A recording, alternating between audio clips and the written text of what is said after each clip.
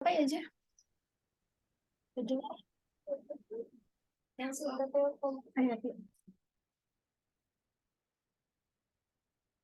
Assalamualaikum warahmatullahi wabarakatuh. Perkenalkan, kami dari kelompok 5 akan mempresentasikan Making Global Supply Chain Design Decisions Under Uncertainty in Practice. So, the next.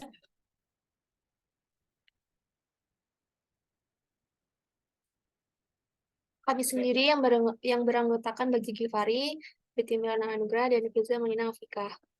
Next. Yang pertama yaitu 6.7 Making Global Supply Chain Design Decision Under Uncertainty in Practice. Manajer harus mempertimbangkan ide-ide berikut untuk membantu mereka membuat keputusan desain jaringan yang lebih baik situasi di bawah ketidakpastian. Yang pertama yaitu gabungkan perencanaan strategis dan perencanaan keuangan selama desain jaringan global. Yang kedua, gunakan beberapa metrik untuk mengevaluasi jaringan rantai pasokan global. Yang ketiga, gunakan analisis keuangan sebagai masukan untuk pengambilan keputusan, bukan sebagai pengambilan keputusan proses.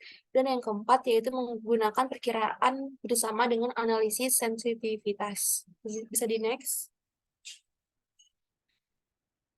Lalu yaitu ada summary of learning objective. Yang pertama itu ada identifikasi faktor-faktor yang perlu disertakan dalam biaya total saat membuat sumber global keputusan.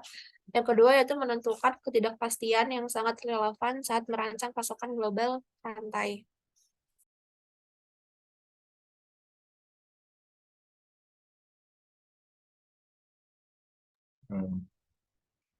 Lalu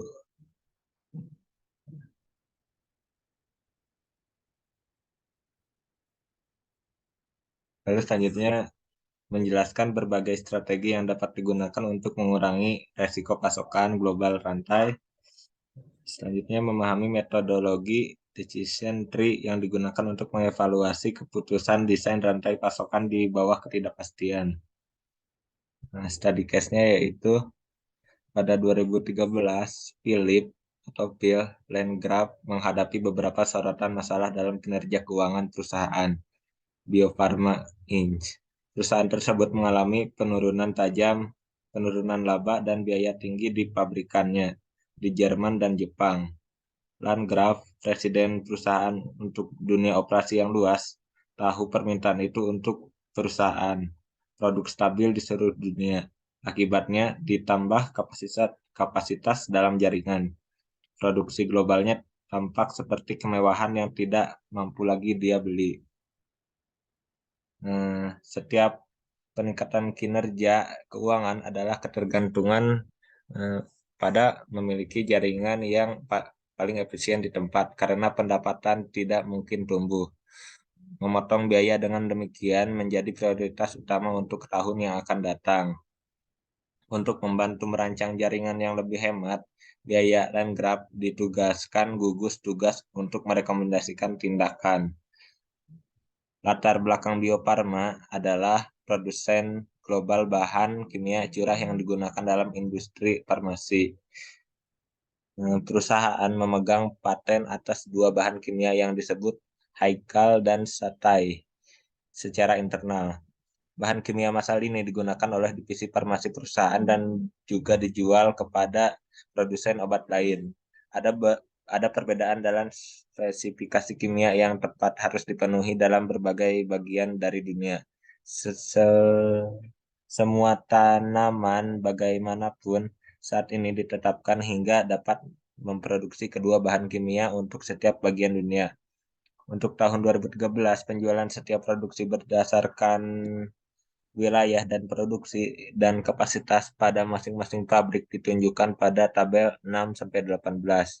Kapasitas pabrik diukur dalam jutaan kilogram produksi, dapat ditugaskan untuk kimia, baik selama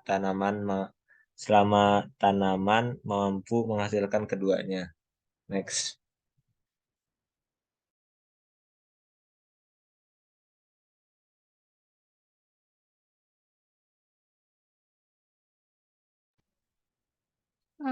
Baik, jadi pada tabel 6-18 ini ada sales by region and production. Itu hasil tertinggi dalam jaringan global itu. itu tumbuhan Brasil, India, dan Meksiko agak memiliki teknologi yang sudah ketinggalan zaman dan membutuhkan perbaruan.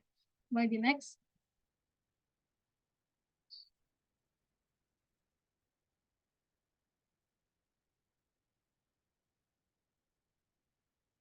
Selanjutnya pada tabel 6 strip.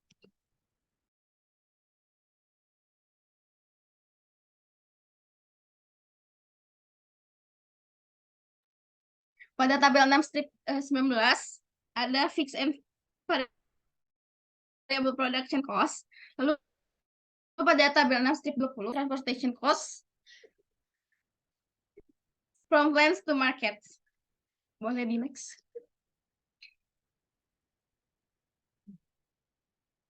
Nah, jadi Bio Farma itu mengangkut bahan kimia tuh secara khusus melalui kontainer laut dan truk di darat. Itu biaya transportasi antara tanaman dan pasar adalah sebagai ditunjukkan pada tabel strip 620, nilai tukar historis ditunjukkan pada tabel strip 621, dan bea cukai masuk di regional di tabel 6 strip 22. Mengingat aliansi perdagangan regional bea masuk pada kenyataannya bervariasi berdasarkan asal bahan kimia. Untuk kesederhanaan, bagaimanapun gugus tugas telah mengasumsikan bahwa tugas hanya didorong oleh tujuan. Lokal produksi di masing-masing daerah diasumsikan tidak menghasilkan bea masuk. Jadi produksi dari Brazil, Jerman, dan India dapat dikirim ke Amerika Latin, Eropa, dan Asia lainnya, kecuali Jepang, masing-masing tanpa biaya ring setiap bea masuk. Teks hanya berlaku untuk komponen mentah, biaya material, produksi, dan transportasi, dan bukan pada komponen biaya tetap. Jadi, sebuah produk memasuki Amerika Latin dengan bahan baku produksi dan biaya transportasi sebesar $10 dan menimbulkan biaya masuk sebesar $3. Di next.